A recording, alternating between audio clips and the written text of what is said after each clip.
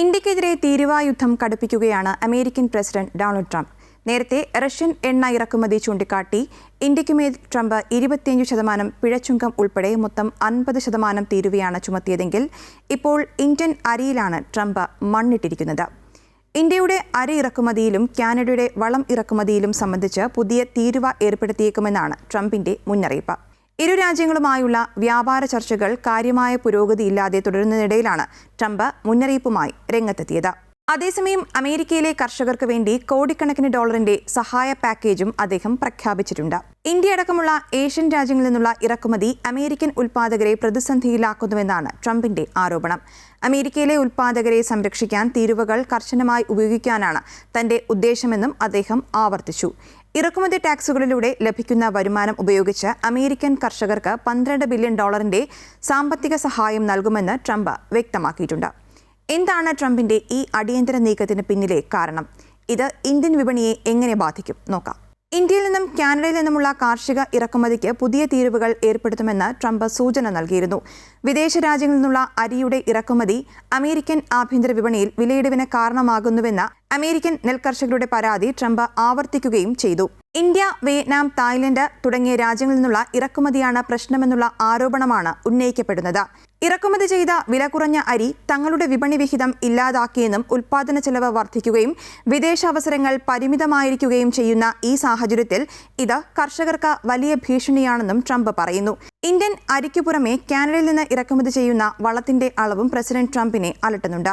ഈ മേഖലയിലും പുതിയ തീരുവകൾ ഏർപ്പെടുത്താൻ സാധ്യതയുണ്ടെന്നാണ് അദ്ദേഹം പറയുന്നത്.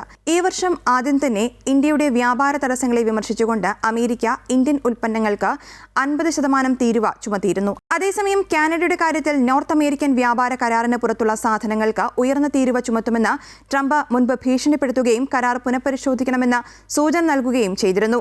ട്രംപിന്റെ പ്രധാന വോട്ട് ബാങ്കുകളിലൊന്നായ അമേരിക്കൻ കർഷകർ മുൻ താരിഫ് തീരുമാനങ്ങളുമായി ബന്ധപ്പെട്ട വിപണിയിലെ ചാഞ്ചാട്ടത്തിലും ഉയർന്ന ചെലവുകളിലും വലയുകയാണ്. കഴിഞ്ഞ ദിവസം പ്രഖ്യാപിച്ച $12 ബില്യൺ പാക്കേജ് തൽക്കാലത്തേക്ക് ആശ്വാസം നൽകുമെങ്കിലും ഭാവിയിലെ വ്യാപാര നടപടികളെക്കുറിച്ചുള്ള അനിശ്ചിതത്വം ഈ മേഖലയെ ഭീഷണിപ്പെടുത്തുന്ന ഒന്നാണ്. ഇന്ത്യൻ അരിക്കും കാനഡിയൻ വളത്തിനും എതിരെ ട്രംപ് ഉയർത്തിയ ഈ പുതിയ താരിഫ് ഭീഷണി നിലവിലുള്ള വ്യാപാര പ്രതിസന്ധിയുടെ തീവ്രത വർദ്ധിപ്പിക്കുമെന്ന് ഉറപ്പാണ്. ട്രംപിന്റെ ഈ മുന്നറിയിപ്പ് ഇന്ത്യയും അമേരിക്കയും തമ്മിലുള്ള വാണിജ്യ ബന്ധത്തിൽ ഉടൻ വലിയ മാറ്റങ്ങൾ വരുത്തുമെന്നതിന്റെ വ്യക്തമായ സൂചന കൂടിയാണ്.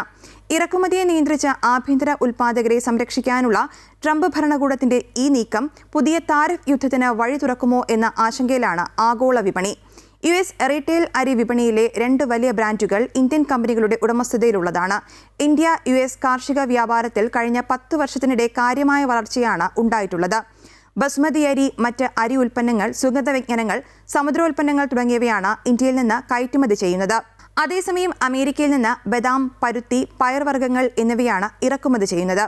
2024-25 സാമ്പത്തിക വർഷത്തിൽ US-ലേക്ക് ഇന്ത്യയിൽ നിന്ന് $337.10 മില്യൺ $274,213.14 മെട്രിക് ടൺ ബസ്മതി അരി കയറ്റുമതി നടന്നിരുന്നു.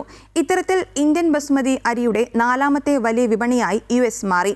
ഇതേ കാലയളവിൽ US-ലേക്ക് ഇന്ത്യയിൽ നിന്ന് $54.64 മില്യൺ $61,341.54 മെട്രിക് ടണ്ണുകളുടെ നോൺ ബസ്മതി അരിയാണ് കയറ്റുമതി നടത്തിയത്. ഇവിടെ നോൺ ബസ്മതി അരിയുടെ 24ാമത്തെ വലിയ വിപണിയാണ് US. IREF കണക്കുകളിൽ ഇക്കാര്യങ്ങൾ വ്യക്തമാക്കുന്നുണ്ട്. ഡൊണാൾഡ് ട്രംപിന്റെ താരിഫ് വർധനയ്ക്ക് മുൻപ് ഇന്ത്യൻ അരിക്ക് US വിപണിയിൽ 10% തീരുവ ഉണ്ടായിരുന്നു. 50% തീരുവ ചുമത്തിയതിനു ശേഷം താരിഫ് 40% ഉയർന്നു. ഇതൊക്കെയാണെങ്കിലും കയറ്റുമതിയിൽ വലിയ തടസ്സമുണ്ടായിരുന്നില്ല.